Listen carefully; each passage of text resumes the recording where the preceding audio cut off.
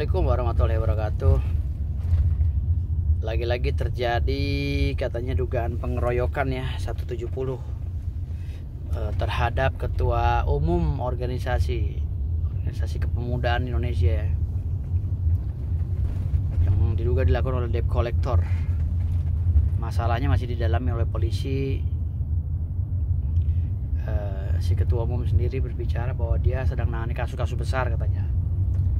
Tapi kenapa polisi berstatement bahwa ini pelakunya adalah kolektor?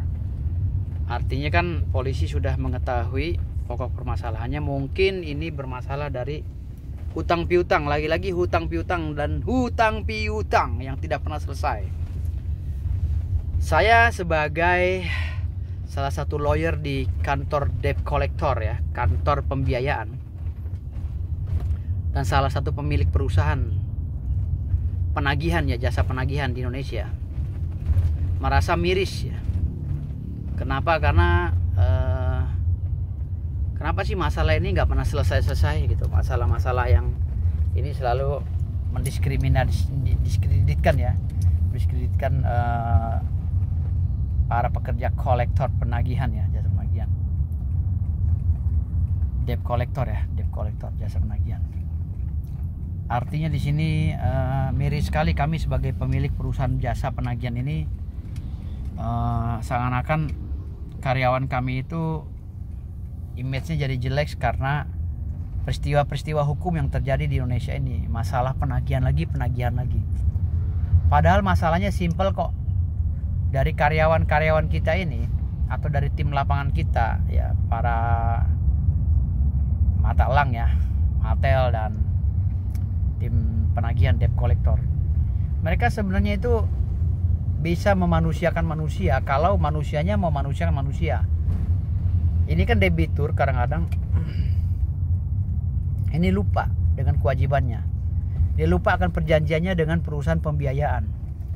Pertama, waktu ngangkat kredit mereka manisnya bukan main. Disaksikan dengan beberapa saksi ya yang saat itu menyaksikan proses angkat kredit. Lalu si perusahaan pembiayaan ini memberikan teguran Soma 1, 2 dan 3 ya, memberikan teguran lah, penagihan, peneguran, telepon dan lain-lain.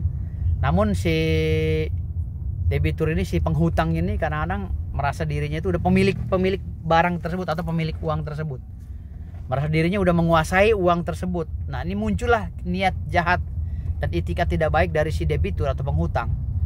Akhirnya mereka memprovokasi keadaan, seakan-akan mereka korban dari penganiayaan dan korban daripada kekejaman debt collector. Padahal debt collector itu juga bekerja. Mungkin kalau nggak keterlaluan, mungkin tidak terjadi seperti itu. Ya, yang sudah saya lihat dan sudah saya alami, mungkin tidak terjadi seperti itu. Kenapa? Karena hampir beberapa kali ya, banyak ya kasus-kasus yang kami laksanakan ya, dalam penagihan ya, banyak yang goal juga karena kliennya atau customernya ini ya, merasa diri gitu loh. Memang dia tidak sanggup bayar dan mengembalikan mobil tersebut tanpa ada alasan. Karena di perjanjian itu pengembalinya apabila Anda telat sebulan, 2 bulan, 3 bulan tidak bayar tanpa alasan, kan Anda harus kembalikan itu. Jadi tidak ada alasan untuk minta ganti rugi ulang lah, kembalikan uang DP apa segala, nggak ada. Itu kalau yang minjem barang ya, atau angkat kredit dalam bentuk barang, mobil, motor dan lain-lain. Itu dalam perjanjian kontrak itu udah jelas dituangkan di situ klausul-klausulnya itu. Tetapi si debitur ini kadang-kadang konyol, ditagih lari-larian, kabur-kaburan, ngumpet, nggak mau ketemu ini itu, bahkan banyak yang berlindung di ketek ormas. Ya kan? Pura-pura nggak mau tahu ini, dia bercerita pada teman-teman ormasnya, teman-teman perkumpulannya ya kan. Seakan-akan dia ini korban, akhirnya memprovokasi, dan kantor debt collector ujung-ujungnya diserang oleh ormas dan akhirnya hancur-hancuran gitu loh. Jadi terjadilah keributan antara si debt collector dengan si organisasi yang tadinya terprovokasi ya. Ini cerita yang sesungguhnya sering kami alami. Beberapa case juga saya sudah sering dapati ya.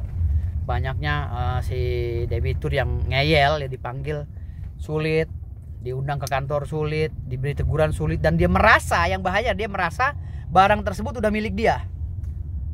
Nah, akhirnya si pemilik barang tersebut atau pemilik dana tersebut akhirnya menggunakan perpanjangan tangan jasa penagihan melalui perusahaan-perusahaan yang ada, seperti perusahaan saya, PT Raja Harta Perkasa.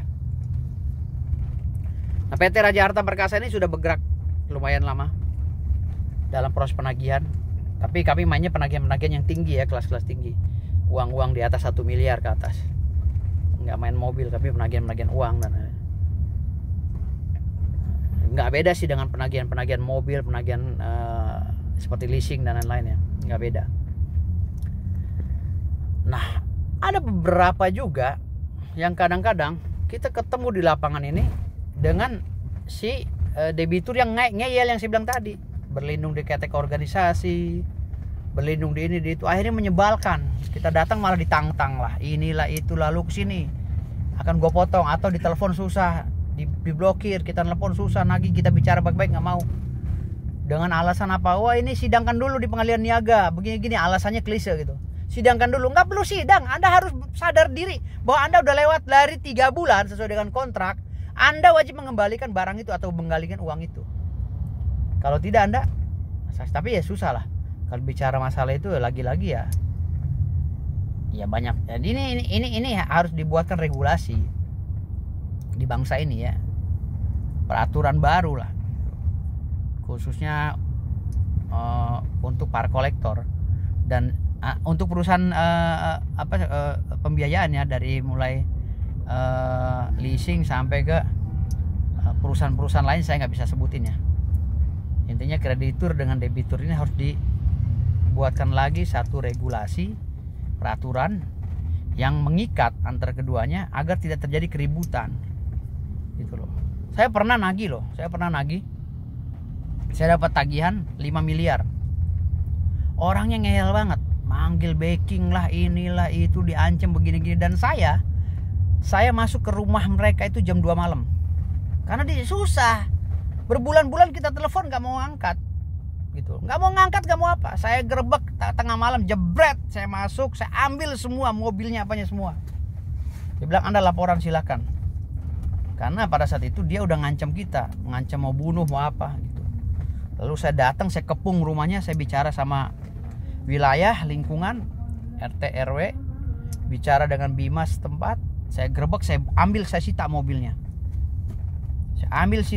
Saya bilang, kamu besok harus bayar sisanya. Saya nggak mau tahu, kalau nggak rumah kamu. Rumahnya pun saya keluarkan, saya eksekusi.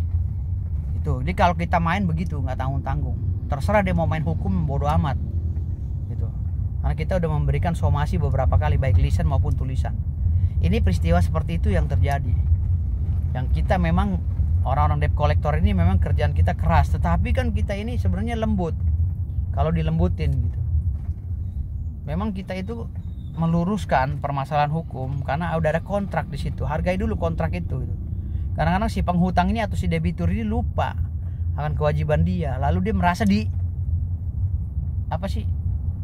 dianiaya atau terintimidasi katanya. Sebenarnya kan mudah kami kolektor ini. Anda balikan mobil, Anda bayar, selesai kan? Nggak ada keributan. Ngapain ribut-ribut? Kita juga nggak mau ribut-ribut kok. Dan ingat ya, debt collector itu saya bilang punya izin, nggak ada yang liar, punya izin dan semua kaitannya ada dengan kontrak. Oke, makasih. Assalamualaikum warahmatullahi wabarakatuh.